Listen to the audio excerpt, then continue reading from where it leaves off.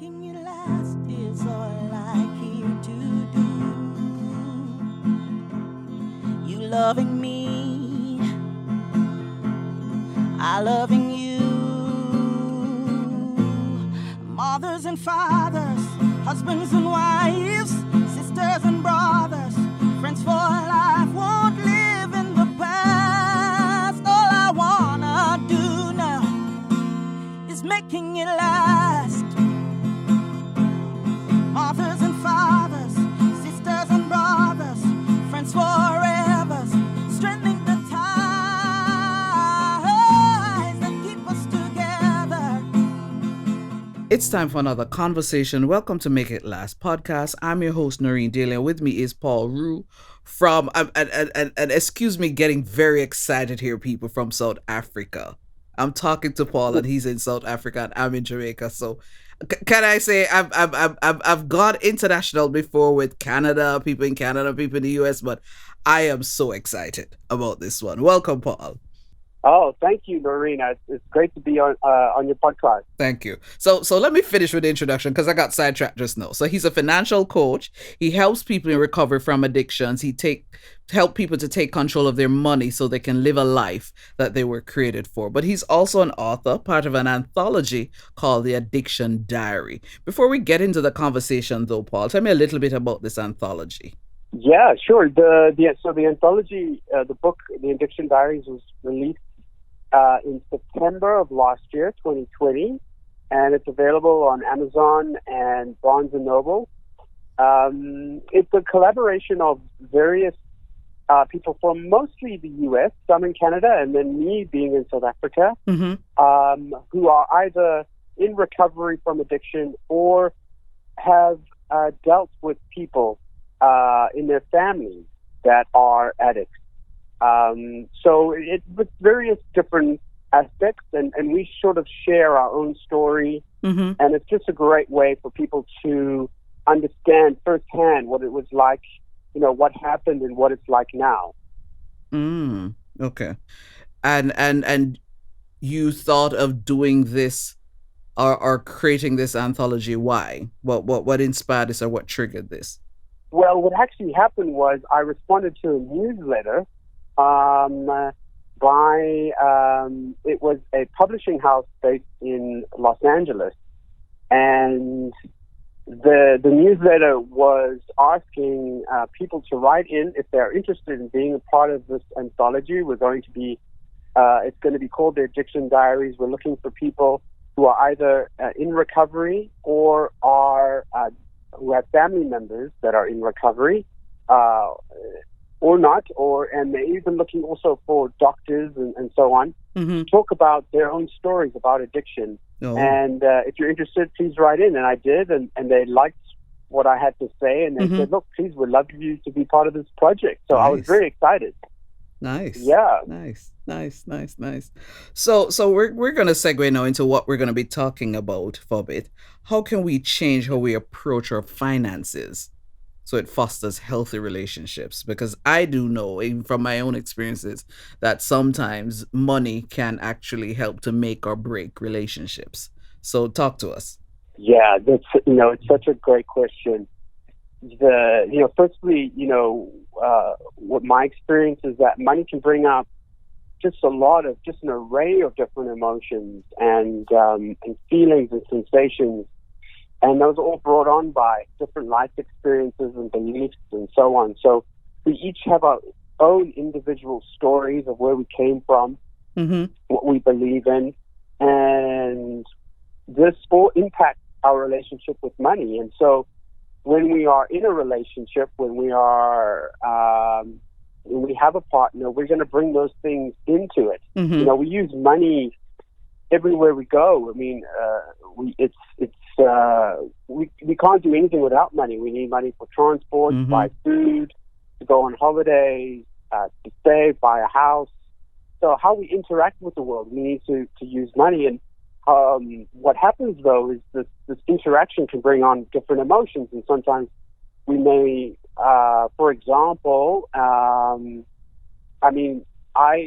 you might have some shame that comes through. I don't want to talk about it, and this is that we never talked about money growing up, and so there might be shame around that, and I feel ashamed, and I don't feel like I'm capable of being a good money manager. I don't feel I'm good enough, and so we're going to bring that into a relationship. So it's important, firstly, if we want to foster healthy relationships, we need to firstly identify and become honest with our own relationship with money first. How do we feel? Are we secure or insecure about certain things? And I feel that really as human beings, we can be on a spectrum, and it can range from different points of view. We may feel very secure when it comes to budgeting on a monthly basis. We know where our money is going, for example. We know what to do. We know the household expenses and this needs to get paid off and so on. But maybe when it comes to investing and putting our money into something, we might feel a bit insecure. We might feel, I don't know, is this right for me? The markets are doing this, that, and the other. I don't know. I don't feel about this. And people are saying that might be a crash. What does that mean? Maybe I should take my money out. And so there may be some insecurity will be coming through there. And so that all that stuff is going to impact how we interact with other people. And if we're going to be feeling insecure about our investments, we might be feeling insecure about other things. And so it's just something we need to be aware of and then identify and say, okay, well, this is something that maybe I need to work on. Maybe I need to ask a few more questions. Maybe I'm in the wrong product or the wrong investment product and I need to maybe switch. Maybe I don't quite understand what's going on and I need to gain more knowledge. So how can I change and make myself feel a bit more secure? So it's all about being honest and being open to trying to change it and becoming more secure. Healthy relationships also start with, when it comes to money, if you're living with your spouse, I strongly encourage that both you and your spouse work together, on a monthly budget. You come, you sit down, and you discuss, okay, this is what's happening. We're bringing in X amount. This needs to get paid off. If we have any big expenses or something that we need to purchase, we need to discuss it. We need to, I feel it can be dangerous when one person's taking that role on altogether, because what I found in my own experience when I worked as an advisor is typically what's happened is the husband will take on that role and say, oh, listen, I'll take care of everything. And then he passes on and then he leaves his money to the wife, and the wife doesn't know anything. She doesn't know anything about what the investments were, why they were there, what's going on. And then obviously that's going to breed a lot of insecurity and fear, doubt, and how that's going to impact her relationships with her family and so on and so forth. Working together as a team, because I really encourage people who are married or living together that if you're under one household, you've got to work as a team. I know you've been enjoying the conversation, but we're going to take a little break and get a word from our sponsor. Are you looking for one-of-a-kind products customized to suit your needs? Then shop at Trending Things, the place where customization is always an option. From personalized gifts to apparel, accessories, drinkware, and home decor, you name it, we make it. Get your favorite designs on any item for party favors, weddings, graduations, or any special occasion, all at affordable prices. What are you waiting for? Visit our website at trendingthings.com to order your trendy item today. Trending Things, bringing creativity to the things you love. I'm going to backtrack a bit. You said the whole idea of what is our relationship with money.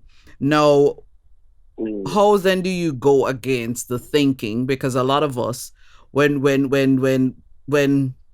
were growing up, outside of being encouraged when you're at a young age to say start a savings account.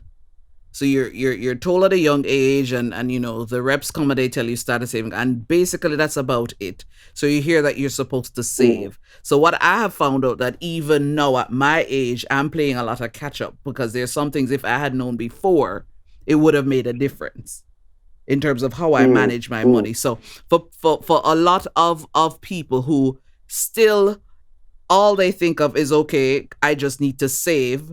But then if you don't do some other things like investing and all of that, it will impact on your relationships. Because if it is that when, for a lot of us who were literally living paycheck to paycheck, it can impact on our emotions. It can impact on how we relate to people. So what advice would you have for a lot of persons like me who at this point, one, playing catch up in terms of your finances, and even to some degree, sometimes you find yourself literally living paycheck to paycheck? Mm. Yeah.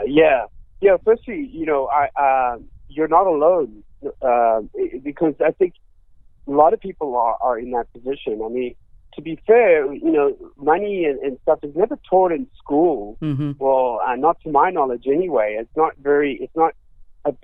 a must-have subject at all, other than focus on other areas. And fair enough, you've got to learn about other stuff too. But money is very important, and we need to know what to do and where to go and what to invest and so on. So I feel that there needs to be a big change, and financial literacy needs to be really more prevalent in the schools and also universities and colleges and so on and so forth. But, this is the world we live in.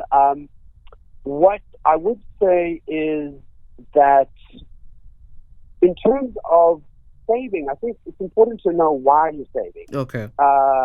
Yes, you don't necessarily need a particularly good reason to save, but I find that for me, when I'm saving money and putting money aside, it also provides me with financial breathing room, because it allows me to feel like, okay, if there's anything that's unexpected that comes along the way, whatever it is, that, okay, I've got something that I'm able to take money from and cover this unexpected expense, and it's not going to rattle me too much from an emotional point of view. So it will certainly help me from an emotional point of view. So I feel if anything, it's a great reason. So to help with your emotional stability, saving is a great thing. And I think that point really needs to be driven home. For, people living paycheck to paycheck, I see it all the time. I mean, gosh, I was like that too. And I mean, I just struggled to get ahead. And I was just fed up with the fact that I kept asking God and asking, if only if I had a little bit more money, I'll be okay. The problem was that if I had a bit more money, I would still likely be living that paycheck to paycheck. I'll just be living a better lifestyle, but I'll still be living paycheck to paycheck. So I think the mindset needs to change. Is that, for example, if you're earning US dollars, and you're earning $100,000 US dollars a year, well, then you only spend $80,000 US dollars, and you save 20 of it. So don't, it's all about spending less than you earn and living below your means. And sometimes that means, it might mean sacrifice, compromise on your lifestyle. But you know that in the future, this is going to be good for you. This is beneficial. I'm doing this for a good reason, because knowing if I keep doing this for 10, 15, 20 years, I'm going to be using that excess money to be putting away for my future. So it's going to help me. And we can adjust our lifestyle. So I think we've got to look at the reasons as to why we're living paycheck to paycheck and be able to say, okay, am I willing to reduce my expenditure and possibly change my lifestyle a bit, that I can then put money towards myself and improve my emotional stability as well. So I feel like that's where I, as a financial coach, that's where I would love to help people too. Mindset is a major part of great money management. When it comes to money, 80% of it is just our behavior, and 20% is just knowledge. I mean, you can know everything there is to know about all the products and tax-free savings accounts and retirement plans and tax efficient products, whatever. But it's actually what you do at the end of the day. If you're still living paycheck to paycheck, it's not going to be helpful to you, and you got to ask yourself, what is this? What can I change with my relationship with money and stuff? Is this adding value to my life? It's interesting. As we're wrapping up, though, one of the things you said earlier was the whole idea of investing and knowing the right product. And I'm asking this with a background, and I'm going to use myself as a personal example. Recently, I turned my car on and saw a light. Now, I didn't know what the light meant. So I checked it out, and I needed to, my radiator was leaking or something like that. Now, that right off the bat cost me totally unexpected. Now, because I knew I was going to go out of town with my mom for the weekend, because I went to an auto shop and a guy patched it. And he said, oh, but I drove for an extended period when I patched mine. In my mind, I'm like, I'm not going to be driving around with a patched radiator, especially with my mom in the vehicle. Mm-hmm. So I had to go get it sorted out. And as I said, totally unexpected. When I went to the shop, I thought the guy was going to tell me single digit. It ended up being a double digit expense. No, right off the bat, and the whole idea just now you said of emotional stability, I could have allowed it to impact on my emotions and then basically impact on how I relate to others. But I just said to myself, it is a necessary expense, and I just had to source the money somehow. Now, for a lot of persons who I know are listening who can relate to something like that, who especially if you drive a vehicle, sometimes they're unexpected expenses, but it is a necessary expense. How then do you try to manage all of that and ensure that that you can take care of these unexpected expenses so it doesn't impact on your relationships, if it is that so you can basically remain emotionally stable? Am I making sense? Yeah, absolutely. Yeah. Absolutely. Mm-hmm. Yeah. I mean, you've made such a great point. And exactly, cars can be such a huge expense. I mean, if it's not the radiator, it's the tires. Something. It's not the tires, it's the brake pads, something, so there's always something. And they like to charge too. Mm-hmm. So it's when I'm working with my clients, we follow a simple process, and that's really about building a financial foundation, and that foundation is about working on our mindset, living below our means, getting into that frame of mind, but then also start paying off debt, making sure that if you have any high interest debt, that needs to be paid off, because that's something that's going to be holding you back. If you still got debt, it's always going to be holding you back. So you want to try and pay that off as quickly as possible, and then to focus on an emergency savings account. I mean, and this is very important, is to have 3 to 6 months worth of living expenses put into a savings account that is just going to ideally just grow with inflation. You're not investing it. It's in cash mostly, and that's going to cover those unexpected expenses that are something that's gonna blindside you on some idle Tuesday afternoon, where you're gonna receive a phone call or something's gonna happen with your car, and that's when you think, oh, but you know what? I've actually saved for this. Yeah. I've got this. But it's very important, and a lot of people don't have that. They will take their money that they earn and they will spend on whatever they spend in a month, and then they might invest the rest. But they may not have that emergency savings account that's available, because we need that. We need that. It provides it's going to help you with financial, emotional stability. It's going to give you breathing room. So you're going to be able to say, okay, well, now I've got this in place. If anything goes wrong, I've got it covered. And now I can actually focus on my future. Yeah. I can focus on what's on investing. So once that is in place, then you can start investing.